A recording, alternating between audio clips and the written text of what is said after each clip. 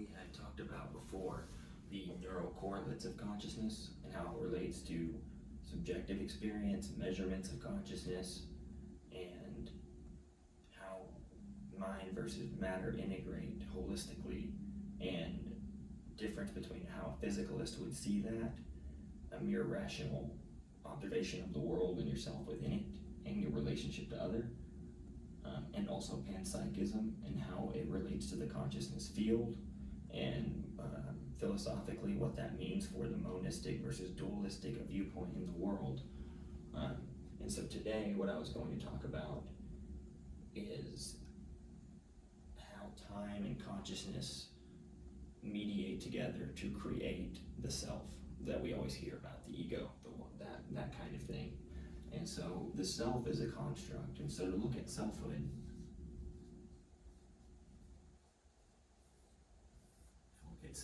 in a neural correlate way, it's essentially primarily active during mind wandering, is something called default mode network.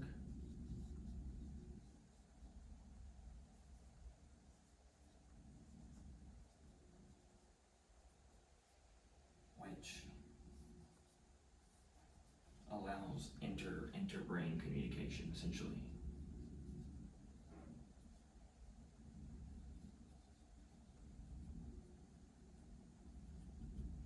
And it basically facilitates communication between the hindbrain, the amygdala, the emotional centers, the more primitive areas of the brain, and that of the prefrontal cortex and the medial cortex, and how it facilitates amongst the brain communication channels that are active during periods of autobiographical remembering and a sense of narrative self in the world, as opposed to being an other, or as opposed to being consciousness by itself. You have an identity as yourself, and the way that arises neurobiologically is seemingly activated, and comes about more specifically within the default mode network and its level of activity that is occurring there.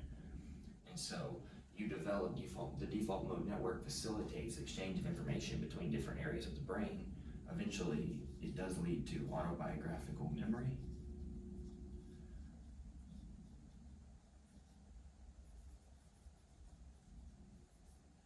which leads to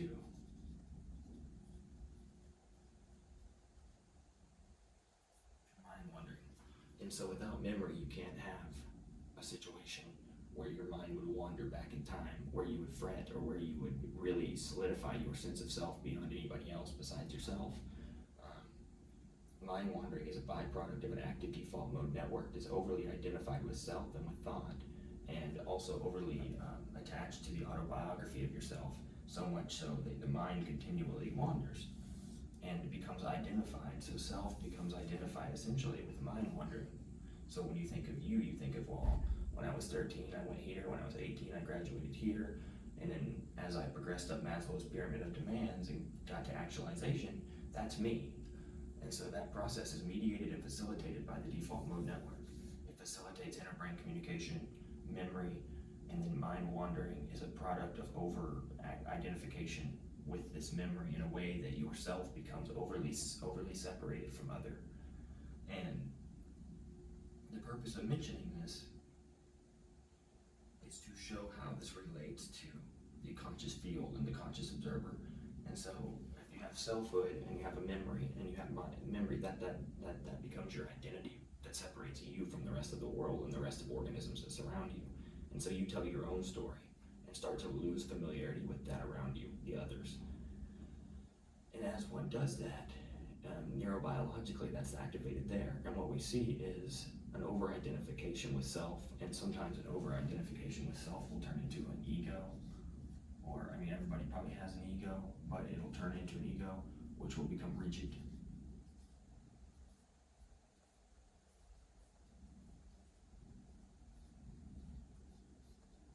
So as you tell yourself your life story, you're helping solidify the default mode network's identification with self in a way that separates you further from other.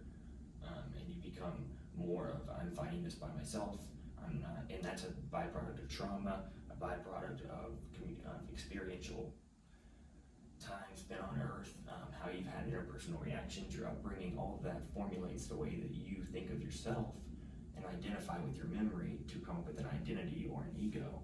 And depending upon how you allow that to control you, you can become very rigid in your autobiography and be very hardened against the other and lose sense of self and other into a way where you're fighting a lone battle.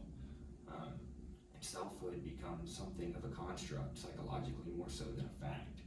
And so it's not to say that you aren't a self or an individual, but over rigidity within the selfhood complex leads to ego. And ego can lead to me against the world kind of mentality and an overly activated default mode network that's overly fixated on the autobiography of your life and time traveling mind wandering back in time to over identify with that. And that just is like a vicious cycle where it goes back and forth. And that creates an overly rigid ego, and that becomes yourself. And so it's not to say that the self is an illusion, but more so to say that selfhood is something that can evolve into a ubiquitous separation between you and other in the world and start to lose identification with your interconnectedness and the ultimate action within the world and its ongoings. Essentially what happens is you remove observed from the observer, as if you're looking at the world as a science experiment in the third person, and you as the observer are separated from what you're observing, so that your actions start to lose implications, essentially, in a way that diminishes and increases ego and diminishes your identification and unity with others, which leads to rigid autobiographical identification and over-hardened sense of self, which is mitigated ultimately by the loss of virtue or the loss of these abstract concepts of being, emotional being, like virtuousness and patience and joy and altruism, empathy, sympathy. Those kinds of things are virtues, and virtues are what keep the ego from becoming overinflated.